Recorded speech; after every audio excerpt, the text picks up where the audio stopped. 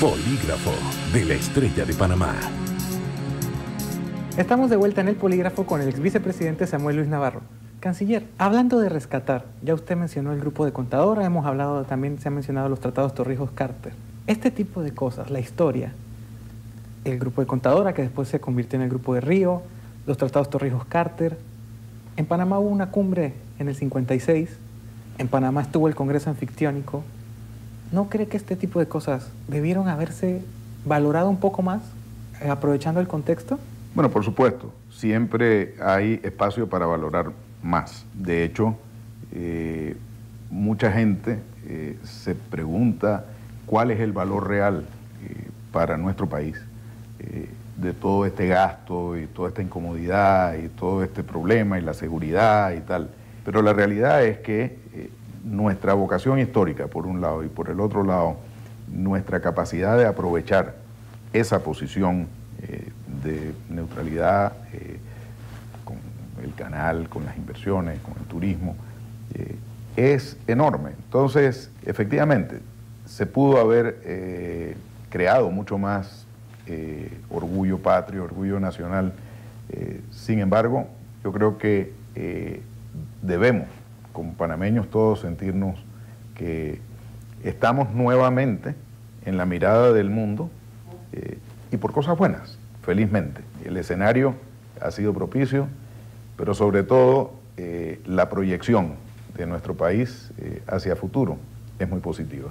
Ahora que le menciono la cumbre del 56 y el Congreso Anfictiónico, ¿no son los temas que se discutieron en aquella ocasión prácticamente los mismos que se discuten hoy? Bueno, es que al final el mundo evoluciona. Pero si el mundo evoluciona, ¿por qué seguimos hablando de lo mismo? ¿No se ha logrado? Porque entonces? los problemas no solamente se mantienen, sino que el crecimiento de las poblaciones te genera nuevos retos sobre esa misma problemática. Hoy tenemos una visión diferente con un mundo globalizado, pero ese mundo globalizado nos pone retos también, retos en educación, retos en infraestructura. Cada día hay más presión sobre el desarrollo humano con poblaciones que crecen. Cada día hay más presión en seguridad, en temas que afectan la vida real de todos los pueblos, porque uno de los puntos importantes de encuentros como este es que nos damos cuenta que el problema del agua no es un problema solamente de Panamá y de San Miguelito o de La Chorrera, es un problema que existe en todos los países, incluyendo Estados Unidos. El problema de la calidad de educación, el problema de la cobertura de educación, es un problema que compartimos entre todos los países de este hemisferio, sin excepción de ninguno. Igualmente seguridad. Entonces, el tener estas oportunidades de discutir, pero sobre todo de plantear, con las experiencias que se han tenido en otros países, de plantear soluciones, es una muy buena oportunidad. ¿Pero eso no evidencia un fracaso de todos los que han pasado por el poder? Más que un fracaso, es un reto de los pueblos.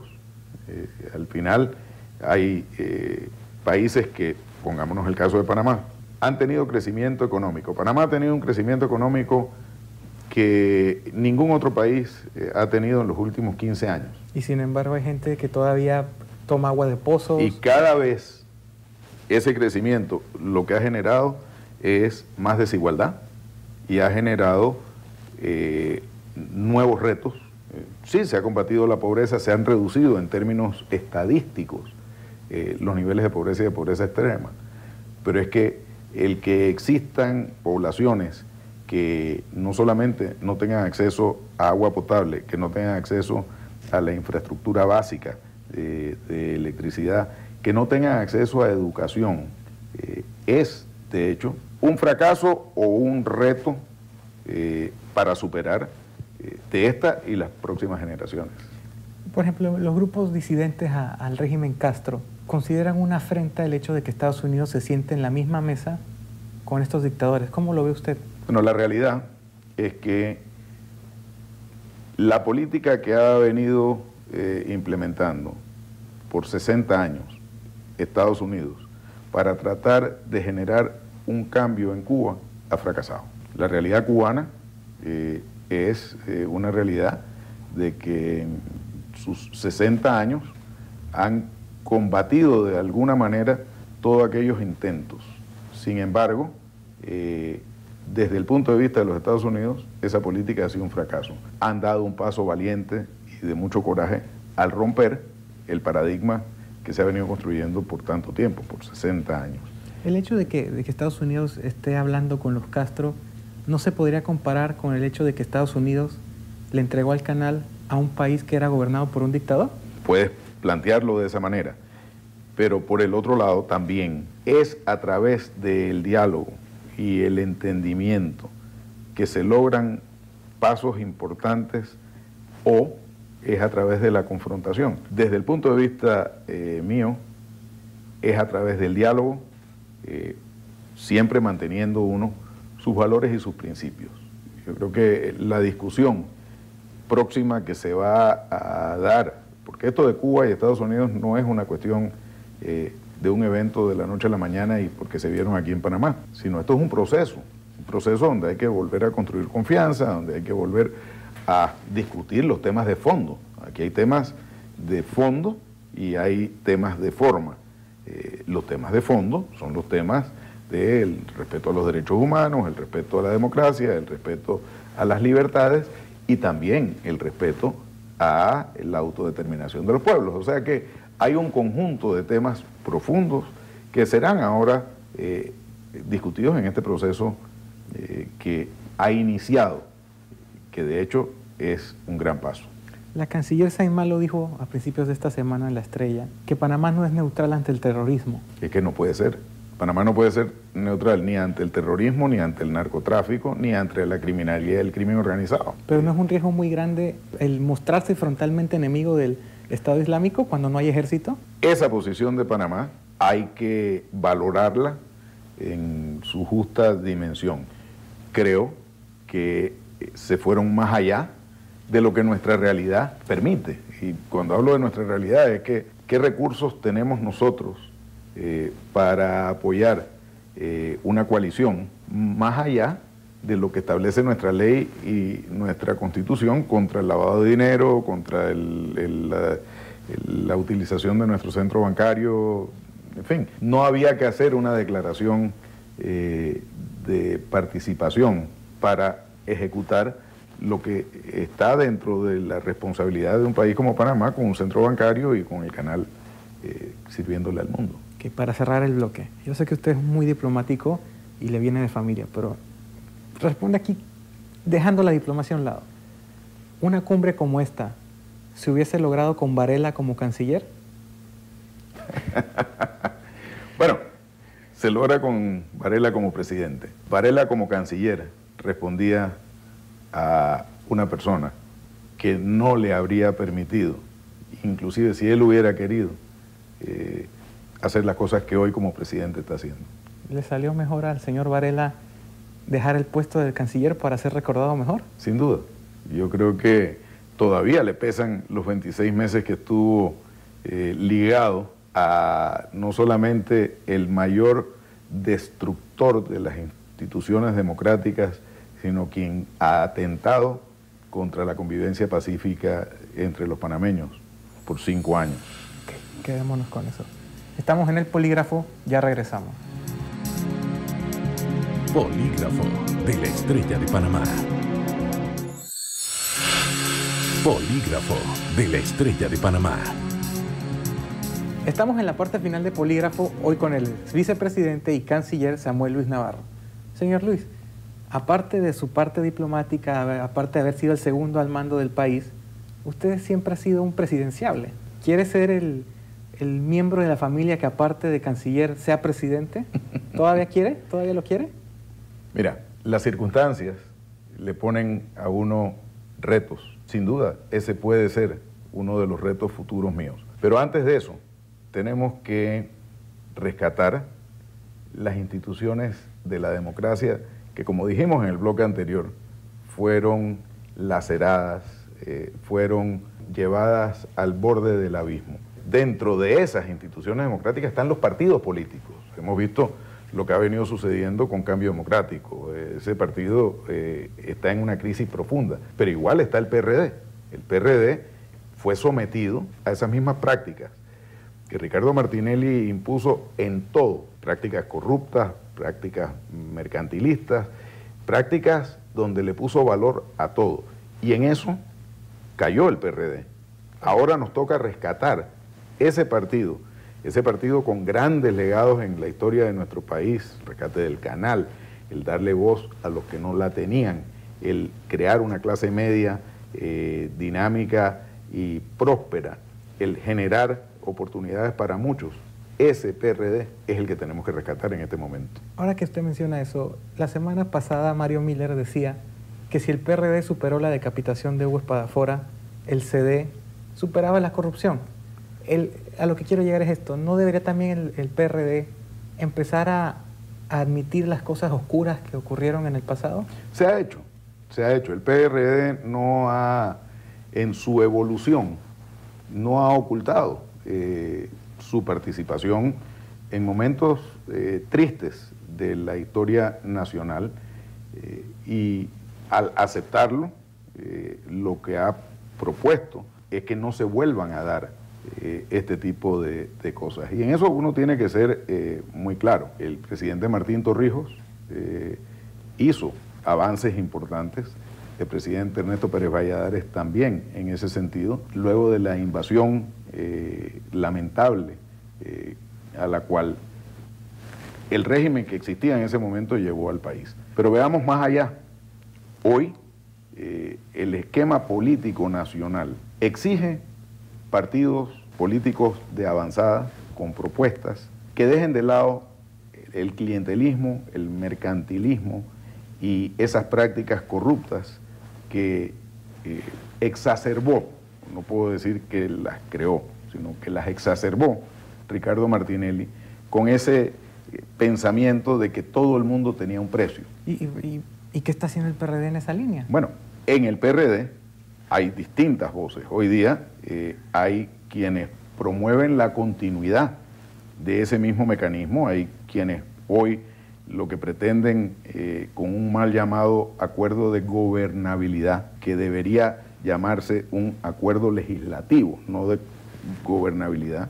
Pero al final, más allá del distinto nombre, ¿no es el fin el mismo? No, no debería ser el mismo. En el acuerdo legislativo lo que se planteó fue el rescate de instituciones, la derogación de leyes muy específicas que Ricardo Martinelli había planteado para extender su mandato y nombramientos, como el nombramiento del Contralor, como el nombramiento de la Procuradora, que de hecho han marcado una gran diferencia frente al pasado.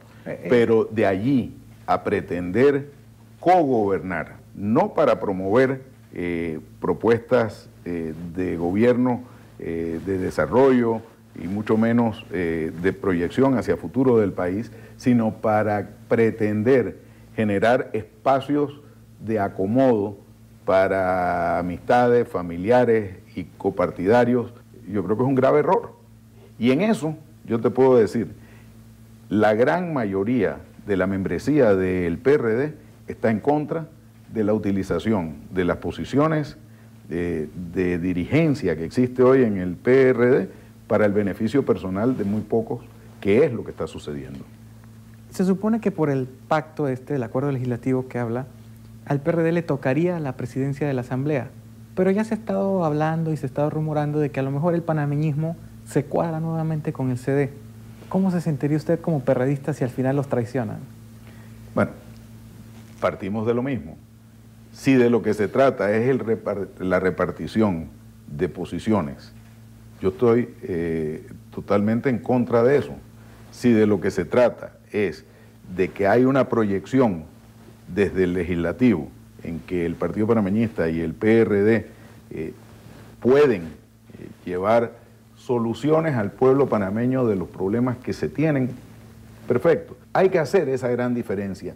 Hay mucha gente que piensa que hoy día no hay oposición, y no hay oposición. ¿Y usted piensa eso? Yo, por supuesto que lo pienso. El PRD no está haciendo su función de opositor, fiscalizando y creando conciencia para que el gobierno actual empiece a desarrollar programas que prometieron durante la campaña. Entonces, el PRD, ahora haciendo una comparación, el CD es el que está ahora en persecución, por llamarlo de alguna forma, con todo lo que ocurrió en los 5 años pasados. ¿Usted cree que el PRD no le salpicarían cosas? Si tienen que salpicar, que salpiquen. La realidad al final es que durante los últimos 5 años aquí hubo un latrocinio generalizado de las arcas del Estado. Más allá del robo, lo que se generó aquí fue el robo de la esperanza de los panameños. Y eso lo cambiaron por dádivas para acallar algunas voces. Pero el gran perdedor de todo este mecanismo de robo y de utilización de los recursos del Estado es el pueblo panameño. Y eso es lo que el PRD debería en este momento estar combatiendo. Samuel Luis Navarro, en estos momentos, ¿con qué grupo o con qué línea está dentro del PRD? ¿Está con Ernesto Pérez Valladares, está con Martín Torrijos o está por su cuenta?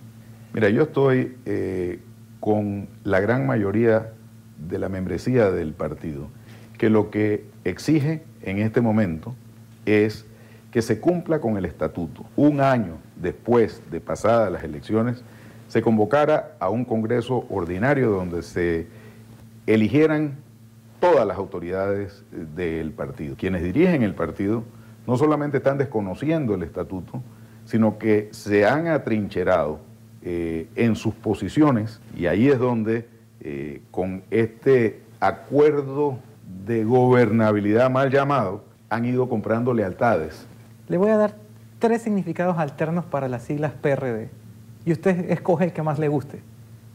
Partido de Robinson, el diputado, ¿podremos robar dinero?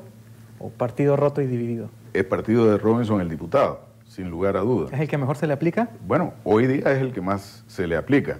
Es un dirigente al que no se le puede regatear su liderazgo, pero a quien tampoco se le puede permitir que no cumpla con lo que establece el estatuto, que es la ley de un partido, aparte de que también veamos la acaparación de puestos que se ha venido dando, sin duda alguna va más allá de lo que ya es aceptable.